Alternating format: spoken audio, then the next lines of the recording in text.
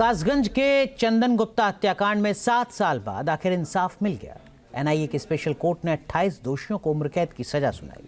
इस मामले में 2 आरोपियों को संदेह का लाभ देते हुए बरी कर दिया गया। कोर्ट के फैसले पर परिवार वालों ने संतोष जाहिर किया है। ये रिपोर्ट देखिए।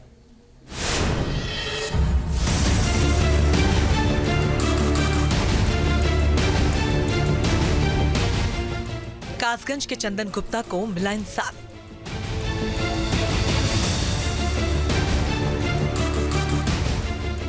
अट्ठाईस दोषियों को मिली उम्र कैद की सजा।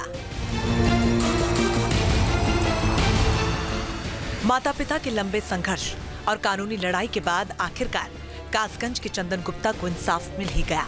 चंदन की हत्या में दोषी 28 लोगों को एनआईए की स्पेशल कोर्ट ने उम्र कैद की सजा सुनाई। उसको भी आजीवन कारावास का सजा है, कठोर कारावास है। ये क्या होता है सर? कठोर में उससे काम लिया जाएगा और क्या? हाँ, काम लिया जाएगा। हाँ, साश्रम सभी लोगों को दिया गया है। एक दिन पहले कोर्ट ने 28 आरोपियों को दोषी करार दिया था। 2 को संदेह का लाभ देकर बरी कर दिया गया था। दोषियों को उम्र कैद की सजा पर चंदन गुप्ता के पिता और भाई ने संतोष जाहिर किया। जो भी निर्णय दिया है न्यायपालिका का हम सम्मान करते हैं और धन्यवाद देते हैं न्यायपालिका को। जो भी उनका निर्णय है वो हमारे लिए सिरोधार है। पूरे ही परिवार का बहुत संघर्ष रहा है। 7 वर्ष का काफ़ी लंबा समय था, लेकिन आज माननीय न्यायालय और न्यायमूर्ति श्री विवेकानंद शरण त्रिपाठी जी द्वारा दोषियों को सख्त सजा सुनाई गई है, जिससे मैं और मेरा परिवार संतुष्ट है। हमारे ही देश में मेरे भाई की गोली मारकर निर्मम हत्या की गई।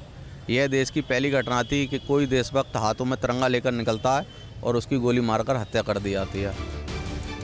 कोर्ट का फैसला आने से पहले चंदन की मां ने अन्न जल त्याग दिया था। अखंड ज्योत जलाकर भगवान से दोषियों को कड़ी सजा की प्रार्थना की थी। सजा के ऐलान के बाद मां भी कोर्ट के फैसले से संतुष्ट है, लेकिन मांग है कि जिसने गोली मारी उसे फांसी होनी चाहिए। संतुष्ट है? हाँ, संतुष्ट हूँ। सजा मिली है लोगों को, लेकिन बहुत लंबा समय लड़ाई लड़नी पड़ी।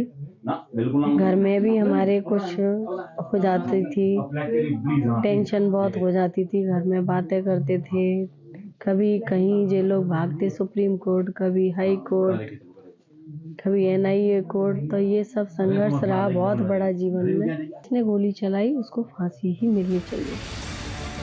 26 जनवरी 2018 को चंदन गुप्ता अपने भाई विवेक गुप्ता और दूसरे साथियों के साथ गणतंत्र दिवस पर तिरंगा यात्रा में जा रहे थे कि उसी दौरान उनकी गोली मारकर हत्या कर दी गई। पूरे हत्याकांड को कैसे अंजाम दिया गया, अब जरा ये समझिए। तिरंगा यात्रा का जुलूस तहसील रोड पर जीजीआईसी के गेट के पास पहुंचा। सलीम, वसीम, नसीम और दूसरे लोगों के एक समूह ने रास्ता रोक लिया। चंदन गुप्ता ने इसे लेकर आपत्ति की तो हालात बिगड़ गए। आरोपियों ने जुलूस में शामिल लोगों पर पथराव और फायरिंग कर डाली। मुख्य आरोपियों में से एक ने चंदन गुप्ता पर गोली चला दी। फायरिंग में चंदन जख्मी हो गया और उसके बाद अस्पताल में चंदन गुप्ता ने दम तोड़ दिया। चंदन गुप्ता हत्याकांड के बाद कासगंज में जबरदस्त तनाव फैल गया था। तोड़फोड़, आगजनी और पथराव भी हुआ। इस कांड ने पूरे देश में हलचल मचा दी थी। इस हत्याकांड में 30 आरोपी थे, जिनकी सुनवाई लखनऊ एनआईए कोर्ट में चल रही थी।